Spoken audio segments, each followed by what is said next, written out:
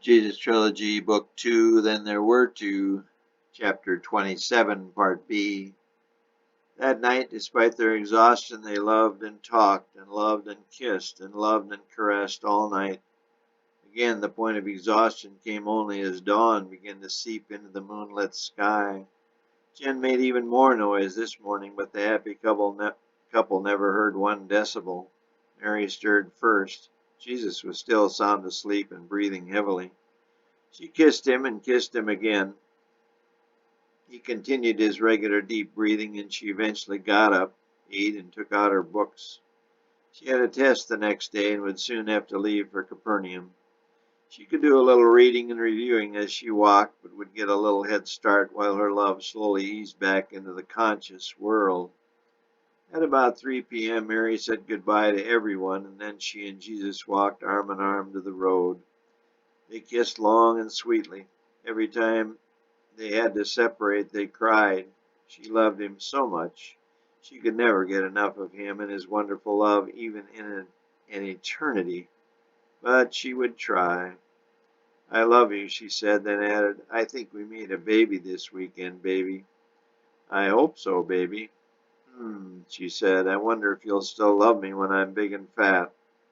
I love you now and forever, Mary. I love you always, Jesus. Finally, she pulled away, turned and walked down the path. He stared after her. She soon turned and blew him a kiss, mouthing the words, I love you. He returned her gesture. She picked up her pace after she rounded the corner to the main street. She took one last quick glance back. Her love was still gazing at her. She had never been really happy until she met him. She could not bring herself to think of her childhood anymore. She wondered if they had indeed made a baby. She would soon know. If both breasts tingled tomorrow, she would know.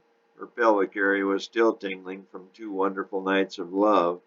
She loved the feeling, but she must try to put it in the back of her mind. She must review for her test in advanced mathematics. She began to work out some problems in her head, but she couldn't wipe the smile from her face, nor did she try. Jesus wiped a couple of lonesome tears from his eyes and headed back to the shop. He went through the kitchen where his mother Mary was stirring a stew. Smells good, Mom. What's in it? Professional secret, she said.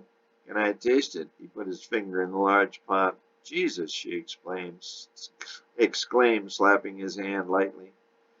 Sorry, but it does taste good, he said, pulling his finger from his mouth. Now get out of here. Go do some work. Okay, okay. He headed out the back door. Honey, she said, I miss her too. He started to get that blue feeling in his gut, but chided himself. Get to work now. Be happy. You're the luckiest man on the face of the earth.